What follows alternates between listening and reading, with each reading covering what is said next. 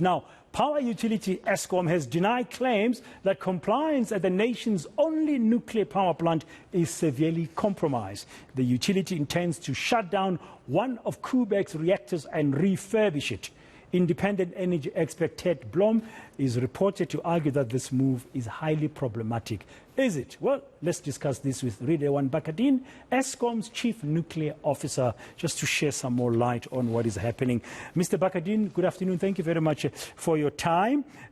Firstly, are you planning to shut down one of Koeberg's reactors? Why, if you are? Good afternoon, Dan. Good afternoon to your viewers.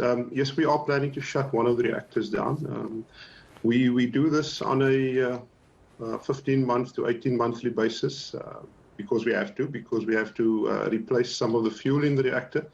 At the same time, we will also be doing quite a large scope of maintenance, refurbishment activities on the plant.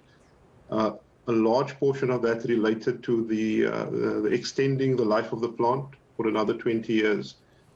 So come January of 2022, we'll be shutting one of the units down for around 5 months, replacing our big steam generators. That's a project that has been coming on for quite a few years already. And it is the biggest single project that we would do at a nuclear power plant like Koeberg. That will be followed then by us shutting down the other unit, Unit 1, later on in 2022 to also do the same activity in that outage. How many units does Koeberg have? We have 2 units. Okay, so each one producing 920 megawatts of electricity to the grid. Okay, and then you said from time to time, I don't know what are the intervals, you do have to shut it down in order to do the maintenance that you are required to do. So what you're about to do is normal. That's right. We have to replace the fuel every 18 months or so. And during those outages, when the plant is shut down, we take the opportunity also to do maintenance.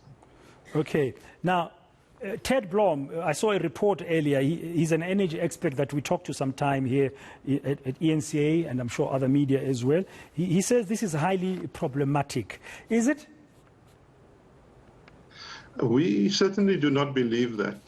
This is pretty normal in the nuclear industry. We've found that nuclear power stations, especially the ones like Koeberg, of Koeberg's design, what's called a pressurized water reactor, they are very well constructed, have been well designed, and therefore they are well suited to extending the life of those plants. So it's been running, Koeberg's been running for nearly 40 years. It's been going for 37 years of safe operation. And what we are currently busy with is part of the program then to enable us to run for an additional 20 years come 2024 and up till 2044. Okay. We do not believe it's a problem at all. No. Okay, so you are not doing this because the regulator has said there's a compliance issue that you guys are behind with and you need to move with speed now and deal with this situation.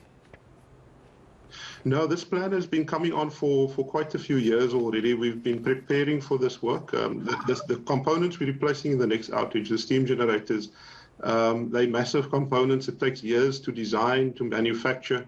So we've come to the point now where it's time to actually do the work during the outage. It's not just this job, though.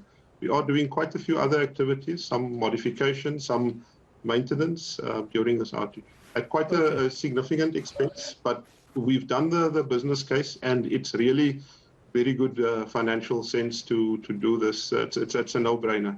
I think our CEO has said that a few times from a financial situation or business case perspective. This makes very good sense to do this extension. Okay. Therefore, you're saying your compliance is up to date. Our compliance is up to date. I had a bit of what Mr. Blom had to say. I must admit, I'm a bit surprised by what Mr. Blom has to say, and I'd welcome him to come and talk to us. I think there's a lot of factual information we can share with him just to bring him up to speed on some of the realities around some of the concerns that he's raised. From a compliance perspective, whatever changes we make to the plant, we ensure that we implement those in a very responsible manner, meeting all of the regulatory requirements, And any changes that's made to the plant are done so with the approval of the nuclear regulator to ensure the safety of the plant and the reliability of the plant. And we've been doing it for many years already. We're actually fortunate that Koeberg, because of the regular upgrades and modifications we've done over the last 20 years or so, today meets the requirements of the International Atomic Energy Agency for new nuclear power plants as well, from a safety perspective. So really just testament to the fact that, yes, it's an older plant, but if you keep maintaining properly, it can be as safe as those being built today. It's not like you will approach compliance in this case, Mr. Bakardien, as a tick box exercise, because, I mean, you're doing with something very, very sensitive. I mean, nuclear power, nuclear energy is something very critical. So when you do tackle issues that crop up from time to time, you're not just ticking the boxes. No, we cannot just do that. So we've got to comply with very stringent regulatory requirements. The National Nuclear Regulator of South Africa, effectively our watchdog and watching over everything that we do, with the interests of the public in mind, as we also do. We take nuclear safety very seriously and compliance very seriously. So whenever we do anything on the plant, we ensure we follow the processes, follow procedure, get the approvals from the right bodies, and to ensure that we do this properly. So when that Unit 1, very briefly, just to get a sense, you shut it down, you said in January, there'll be so many kilowatts of power that won't be in the grid. So should we anticipate load shedding in January? So 920 megawatts, yes, it's quite a big drop off from the grid. It's Koeberg, the two units at Koeberg, 920 megawatts each, are the biggest in the Eskom fleet.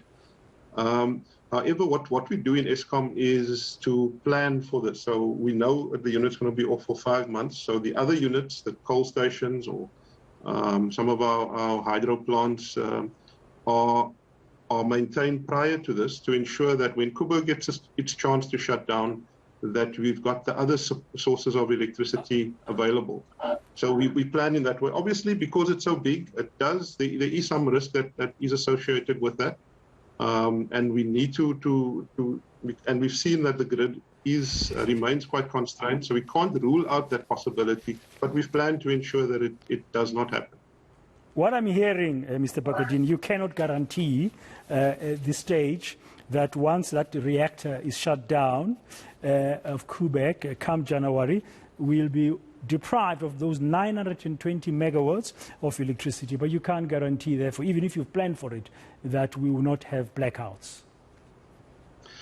Yeah, so unfortunately that is the case. So for the last few months, Koeberg has been, both units have been running, and we have seen the occasional load shedding.